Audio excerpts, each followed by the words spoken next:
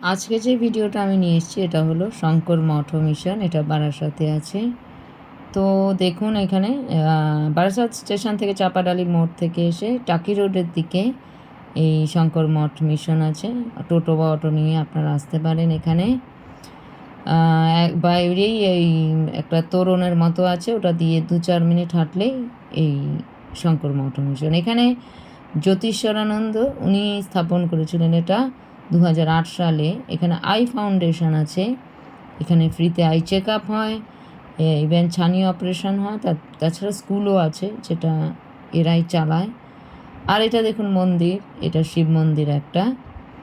এখানে শিব মন্দিরে আমি এখন যাব। আর বাইরে দেখুন কত গাছগাছালি এখানে, খুবই সুন্দর একটা বিশাল জায়গা নিয়ে এই শঙ্কর মঠ মিশন আছে।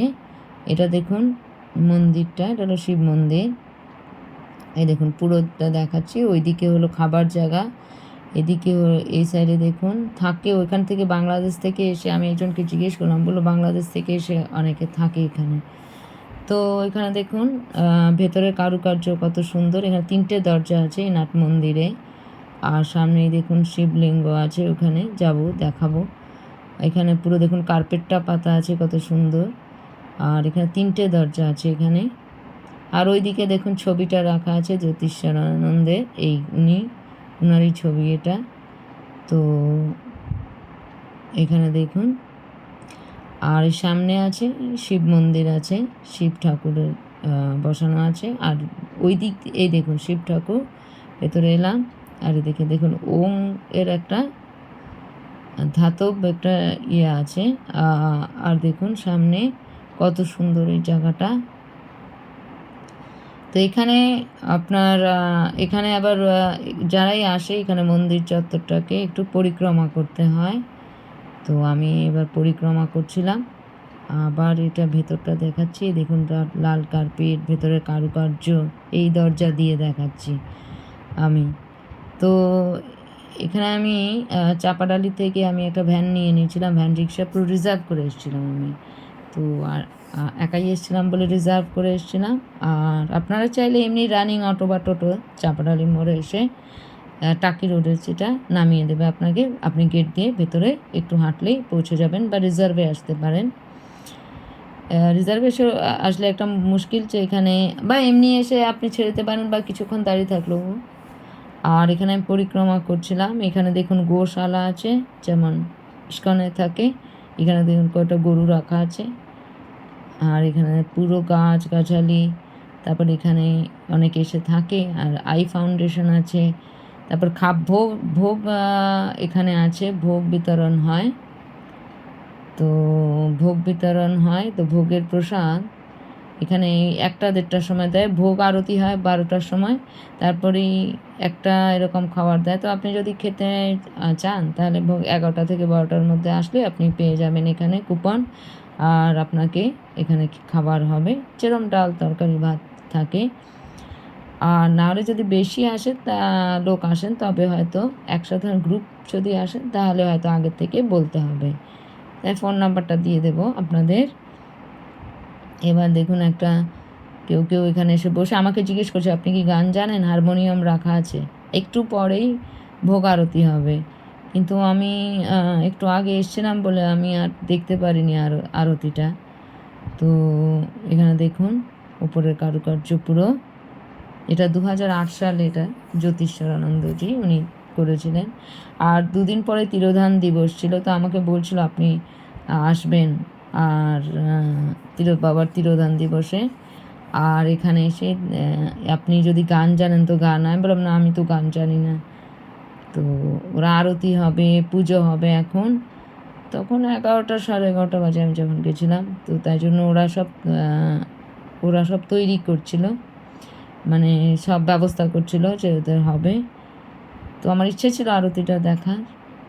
তো যাই হোক, এখানে দেখুন লাল কার্পেট, আর ভেতরটা খুব সুন্দর। বাইরেটাও দেখলাম প্রচুর, অনেকটা জায়গা।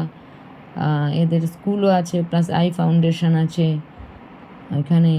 তো দেখুন এখানে এলে মন ভালো হয়ে যাবে হয়তো আরতি দেখলে, বা কিছুক্ষণ যদি আপনি বসেন, বা শিব মন্দির আছে, তো যখনই শিব ঠাকুরের কিছু হবে, নীল পুজো বা এরকম শিবরাত্রি, এখানে নিশ্চয়ই ভিড় হয়।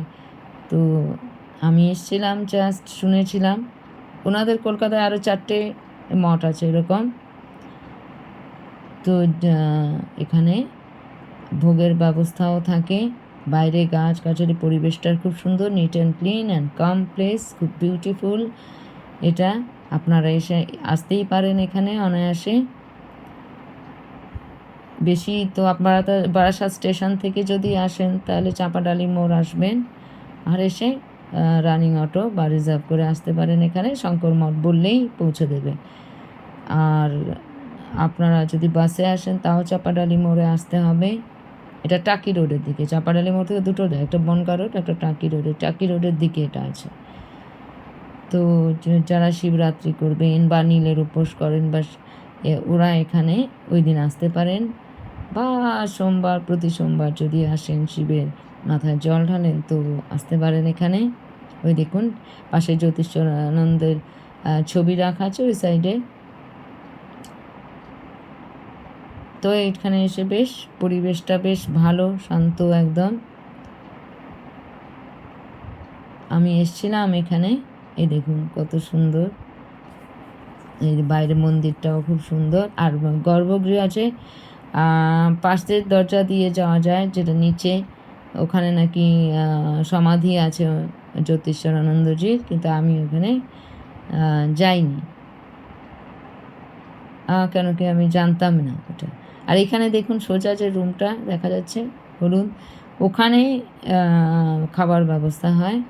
তো ওখানে আপনার যদি কুপন, 50 টাকা করে কুপন, তো যদি একটু আগে আসেন 11টা দিকে, তাহলে কুপন পেয়ে যাবেন। বললেই হবে যে এতজন খাবে। আর বেশি সংখ্যা এলে আপনাকে তখন আগের থেকে বলতে হবে। এখানে আই ফাউন্ডেশন আছে দেখুন, এখানে ফ্রিতে চেক আপ হয়, আই চেক আপ হয়, ছানি অপারেশন হয়, আরও মেডিসিনের কিছু আছে, স্কুল আছে এদের। তো এই দেখুন কত গাছগাছালি, সবুজ, একদম সুন্দর, দেখতে খুবই ভালো লাগছে। কতটা জায়গা দিয়ে দেখুন, একদম নিট অ্যান্ড ক্লিন আর কাম প্লেস একদম।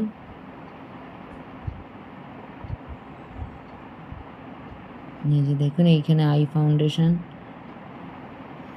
আর এখানে কিছু লোক ওইখানে এসে এখানে থাকেন। তো এখানে বাবার তিরোধান দিবস বলে এখানে কাজ চলছিল।